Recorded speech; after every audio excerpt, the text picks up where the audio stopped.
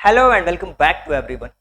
मेरा नाम है राहुल और आज हम डिस्कस करने वाले हैं नीट एग्जाम्स 2024 का जो रिजल्ट आया है उसके स्कैम के बारे में।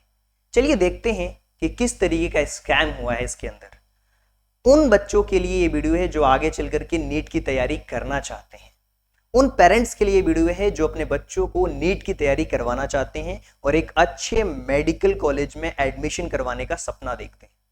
चलिए देखते हैं। सबसे पहले समझते हैं कि नीट कब से शुरू हुआ, कुछ हिस्ट्री के बारे में बात कर लेते हैं, इसकी कुछ बैकग्राउंड्स के बारे में बात करेंगे, फिर जो हुआ है उसके बारे में भी बात करेंगे।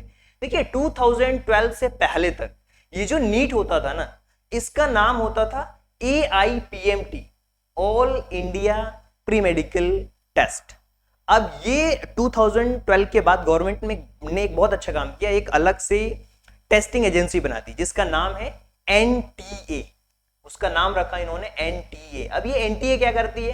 ये एग्जाम्स को कंडक्ट करवाती है, नीट के एग्जाम्स को कंडक्ट करवाती है। इसके अलावा जितने भी कॉम्पिटिटिव एग्जाम्स होते हैं उनको भी ये कंडक्ट करवाती है। लेकिन कहीं ना कहीं इसके अंदर भी लूप होल्स हैं, उनके बारे में भी हम चर्चा करने वाले हैं। देखिए अब क्या हुआ, एक एक्ट पास किया गया 19 के अंदर, और क्यों पास किया गया मैं आपको बता देता हूं। पहले क्या होता था, अगर आपको एम्स में जाना है तो उसके अलग से फॉर्म भरने पड़ते थे। इसके अलावा अगर आपको आयुर्वेदा के लिए जाना है, यूनानी में जाना है, तो आपको अलग अलग फॉर्म भरने पड़ते थे अलग अलग कॉलेजेस के लिए। तो ये जटिल समस्या थी, इसको दूर करने के लिए एनटीए को बनाया गया। अब इसमें प्रॉब्लम क्या हो रही है आज के समय में, उसके बारे में भी हम बात कर लेते हैं। देखिए मैंने आपको बैकग्राउंड इंफॉर्मेशन दी नीट के बारे में। अगर आपको बिल्कुल भी नहीं पता कि नीट क्या है तो मैं आपको बता देता हूं कि नीट एक ऐसा एग्जामिनेशन का प्रोसेस है जो एक एंट्रेंस टेस्ट है। किसके लिए? एमबीबीएस के लिए, बीडीएस के लिए, आयुष के लिए, जितने भी कोर्सेस होते हैं। अगर आप कॉलेज में एडमिशन करना चाहते हैं तो ये मैंडेटरी होता है अगर आप गवर्नमेंट कॉलेज में एडमिशन लेना चाहते हैं तो। अब इसकी जो कंडक्टिंग बॉडी है उसका नाम एनटीए है। अब एक और प्रॉब्लम है इसके अंदर। प्रॉब्लम ये है कि इसमें मिनिमम एज तो डिफाइन है कि 17 ईयर्स चाहिए, लेकिन मैक्सिमम एज अभी डिफाइन नहीं है और इसके ऊपर सुप्रीम कोर्ट में केसेस चल रहे हैं, ऑनगोइंग प्रोसेस है। इससे क्या होता है, जब यहां पे लिमिटेड एज दी हो, मतलब जो स्टार्टिंग की एज है वो दी हुई है और मैक्सिमम एज नहीं दी हो, तो होता क्या है कि हर कोई अप्लाई करता है, बहुत ज्यादा यहां पे भीड़ होती है। 24 लाख लोगों ने इस बार पेपर दिया है। और आप देख पा रहे हो कि अच्छा, एग्जामिनेशन का फॉर्मेट के बारे में मैं आपको बता देता हूं क्योंकि जो स्कैम हुआ है उसको भी समझने में आपको आसानी होगी।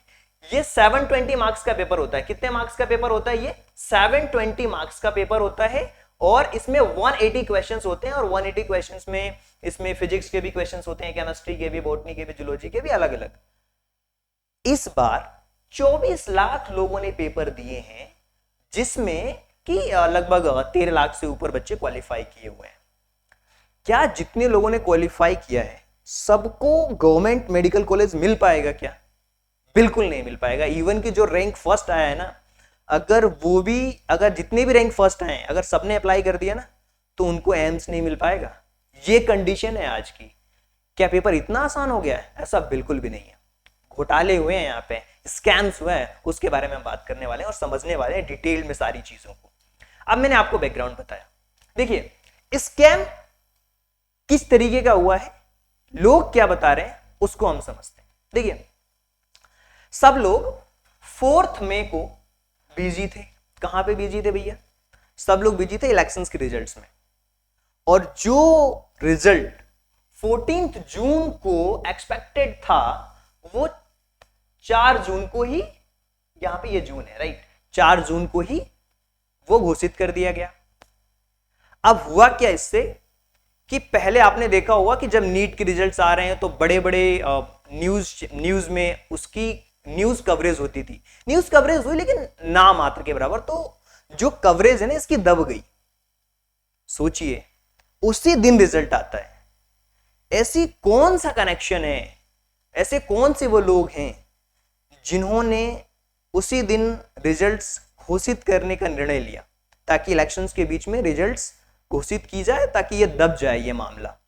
अब देखिए अब इसमें सस्पिशियस क्या है? सस्पिशियस है जो भी टॉप स्कोरर्स हैं उनके बारे में। मैं ये नहीं कह रहा हूं कि सारे के सारे बच्चों ने स्कैम किया है या सब, ऐसा बिल्कुल भी नहीं है। मैं बताता हूं आपको डिटेल के साथ में। 67 ऐसे स्टूडेंट्स हैं जिन्होंने 7 आउट ऑफ 720 स्कोर किया, मतलब 100% मार्क्स किया है। बहुत अच्छी बात है भाई, बहुत अच्छी बात है। हमारे देश में इतना पढ़ने लगे हैं बच्चे आजकल, बहुत अच्छी बात है। कंपटीशन बढ़ तो रहा है, लेकिन इशू क्या है मैं आपको बताता हूं। सोशल मीडिया पे ट्रेंड्स चल रहे हैं कि भैया पेपर लीक हुआ है, पेपर लीक हुआ है। न्यूज में भी आपने पढ़ा होगा, नीट के इतिहास में पहली बार 67 स्टूडेंट्स AIR फर्स्ट मिले 720 में से 720।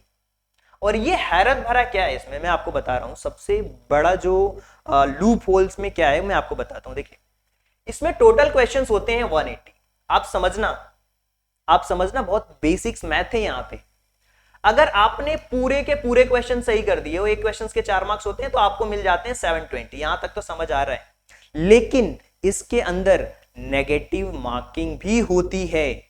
यानी कि मान लीजिए, सपोज करिए कि किसी बच्चे ने, वो बच्चा बहुत ही टैलेंटेड है, उसने 179 क्वेश्चन सही कर दिए, तो उसके मार्क्स कितने आएंगे, कैसे आ गए 718 मार्क्स, 719 मार्क्स? कैलकुलेशन के हिसाब से तो नहीं आएंगे। 727 अगर 179 अगर उसने सही करे हैं ना, तो उसको कितने मार्क्स मिलेंगे पता है आपको?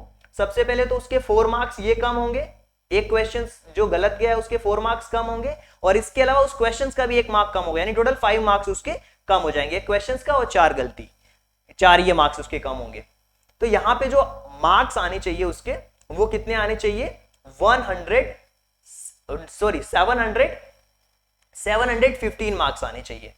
कितने में से? 720 में से। ये 720 में से बता रहा हूं मैं आपको, 720 में से 720 टोटल मार्क्स आते हैं अगर पूरे सही जाते हैं तो। अगर आपने 179 सही करे हैं तो 4 के हिसाब से ये, और इसमें से -5 कर लीजिए, तो आपके आएंगे 715 मार्क्स। ये कैसे 718 हो गया, 719 कैसे हो गया? लोगों ने ट्विटर पे ट्रेंड्स चलाए, सोशल मीडिया पे क्वेश्चंस रेज करा, तो पता है एनटीए का क्या जवाब आया? उसके बारे में भी बात कर लेंगे अभी कि एनटीए ने क्या जवाब दिया। ये तो आपने देखा कि भैया लोगों ने टॉप किया, बहुत अच्छी बात है। अब इसमें क्या प्रॉब्लम है, मैंने आपको बताया कि 718 719 मार्क्स लोगों के आए, जो कि मैथमेटिकली इंपॉसिबल है। मैंने आपको कैलकुलेशंस करके बता दी। अब करेक्ट आंसर्स के 4 मार्क्स मिल रहे हैं, तो मैंने आपको कैलकुलेशन करके बता दिया कि उसके ये मार्क्स नहीं होने चाहिए। कितने मार्क्स? 718 719 नहीं होने चाहिए मार्क्स उसके, करेक्ट। अब यहां पे उसके मार्क्स होने चाहिए 716। अगर 4 मार्क्स अगर कम होते हैं या छोड़ दिया उसने, अगर मान लीजिए छोड़ दिया किसी ने मार्क्स, तो 720 में से मान लो किसने छोड़ दिया, गलत नहीं करा, केवल छोड़ दिया, तो उसके मार्क्स कितने हो सकते हैं? 716 हो सकते हैं, लेकिन 18 और 19 बिल्कुल भी नहीं हो सकते। चलिए, अगर हम बात करते हैं, जब ये मामला आगे बढ़ने लगा तो एक नोटिफिकेशन आया एनटीए की तरफ से। अब एनटीए की तरफ से नोटिफिकेशन में क्या कहा गया कि भैया ये जो चीजें हुई हैं, इसमें कहीं ना कहीं जो कोर्ट के आदेश के थ्रू जो भी इंप्लीकेशन है उसको इंप्लीमेंट किया गया और ग्रेस मार्क्स दिए गए। अच्छा, अब लोगों का कहना है और लोगों का सही कहना है कि कितने लोगों को आपने ग्रेस मार्क्स दिए हैं, किस बेसिस पे दिया है, किस आधार पे दिया है। हाँ, मैं मानता हूं कि जो ऑनलाइन एग्जाम्स होते हैं उसमें कभी कभी टेक्निकल ग्लिचेस आ जाते हैं कि भैया क्या होता है कि अचानक से कंप्यूटर बंद हो गया या उसको कम समय मिला, वहां पे माना जाता है। लेकिन ऑफलाइन एग्जाम्स में किस आधार पे आपने ये डिसाइड किया कि ये जो मार्क्स हैं किस हिसाब से ग्रेस मार्क्स मिले, ये आपको बताना पड़ेगा, कंप्लीट डिटेल देनी पड़ेगी। अब आगे बढ़ते हैं। देखिए, यही नहीं है, एक और चीज बता रहा हूं। अब इससे क्या हो रहा है आपको पता है? एक एक नंबर से हजारों में रैंक आगे पीछे हो रही है, और सिर्फ एक ही नंबर से 1000 छात्रों की रैंक पीछे हुई है। जिससे क्या है, देखिए कुछ चीजों पे सवाल उठ रहे हैं, ये न्यूज़पेपर में भी है ये सारी चीजें, मैं वही इंफॉर्मेशन आपको दे रहा हूं। बहुत सारी चीजें, बहुत सारे विवाद उठ रहे हैं कि भैया री एग्जाम्स करवाया जाए, लेकिन पता है प्रॉब्लम है यहाँ पे कहीं ना कहीं, जो लोग टॉप किए हैं ना उनको, उनमें भी प्रॉब्लम है। अब वो प्रॉब्लम क्या है? जो लोग क्वेश्चन कर रहे हैं वही मैं भी क्वेश्चंस कर रहा हूं। कि यहाँ पे ये जो लिस्ट देख रहे हो आप, लिस्ट, इस लिस्ट के अंदर अगर आप देखो तो जो स्टार्टिंग के रोल नंबर में जो होता है ना कोड, वो सेंटर कोड को बताता है। और ये जो देख रहे हो ना सेम एक ही सेंटर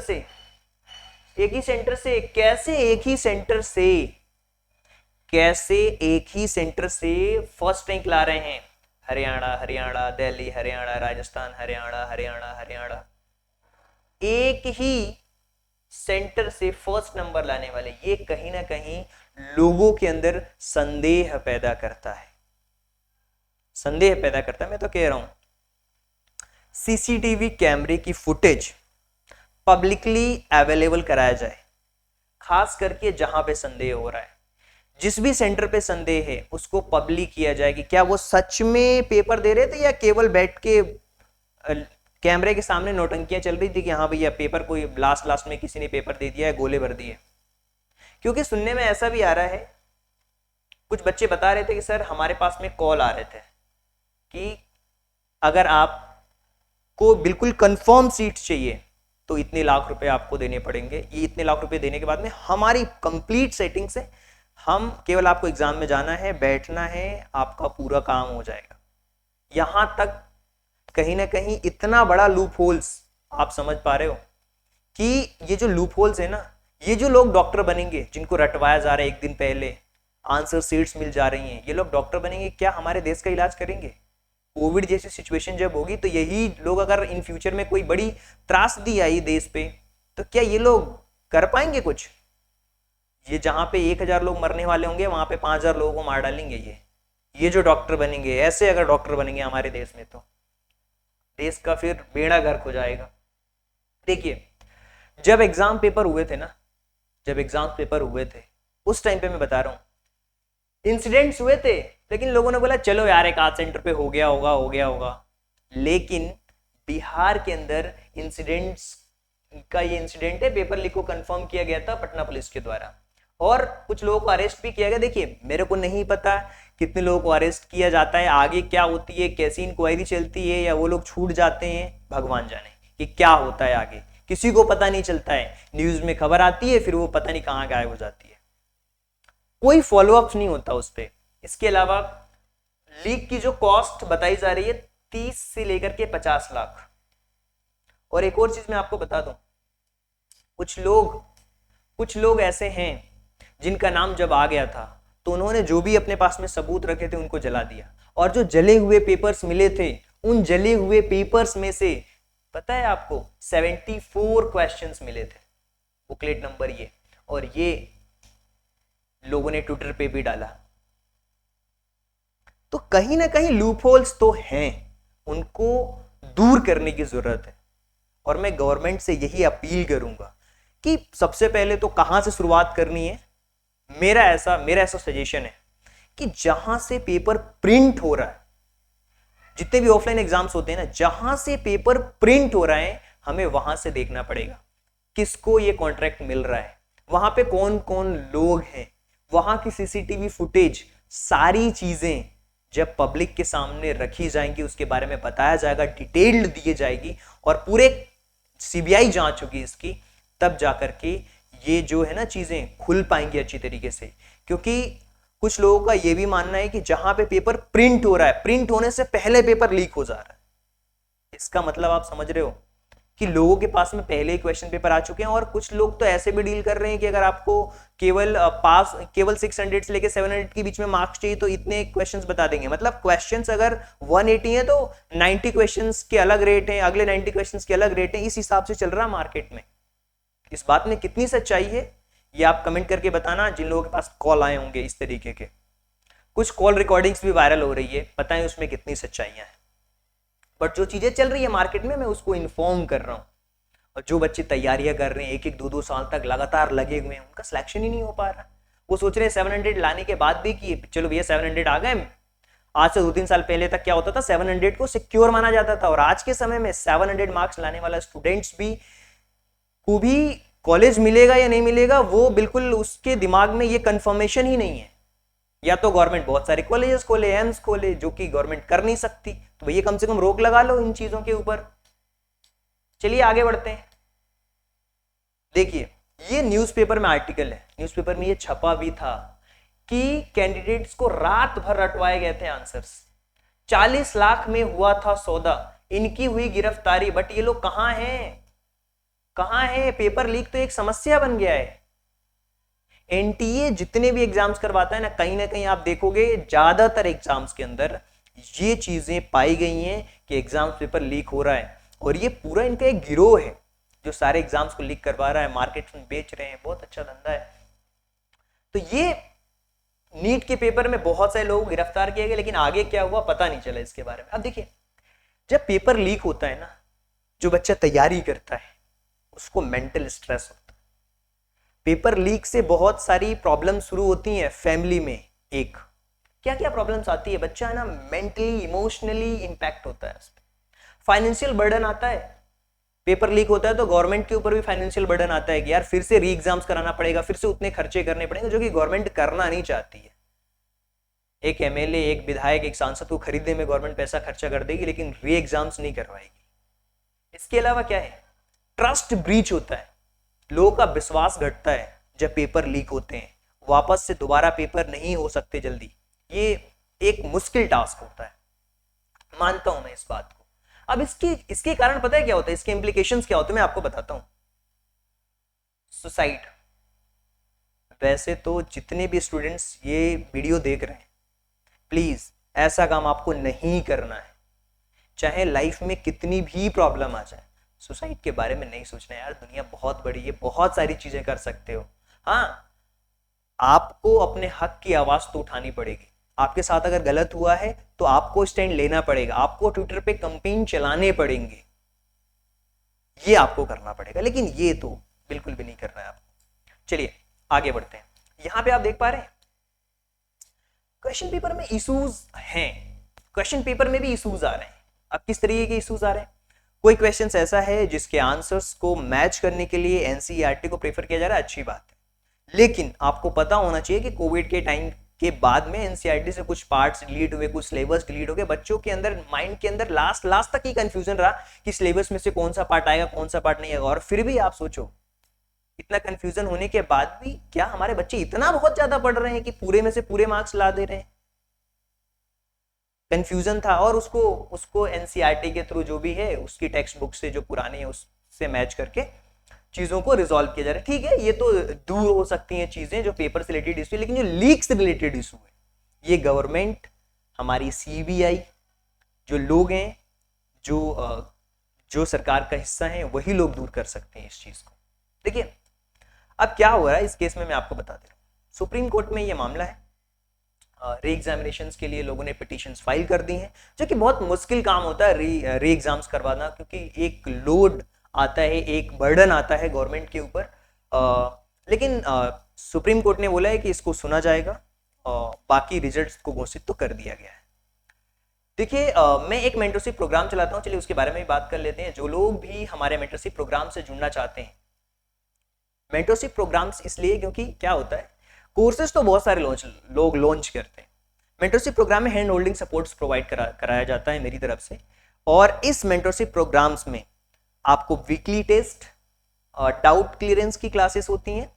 बेसिकली हम फोकस करते हैं नवोदय, सैनिक स्कूल, सीएचएस, मिलिट्री स्कूल, इन बच्चों के ऊपर। लेकिन अगर कोई अदर एग्जाम्स की भी तैयारी करता है तो वो भी हमारे मेंटरशिप प्रोग्राम से जुड़ सकता है। किस तरीके से, कहाँ से कैसे डाउट्स क्लियर करना है, किस तरीके का स्टडी मटेरियल उसको प्रीफर करना चाहिए, इन सारी चीज़ों में हम हेल्प करते हैं। So thank you so much and thanks for giving your precious time. God bless you, thank you so much.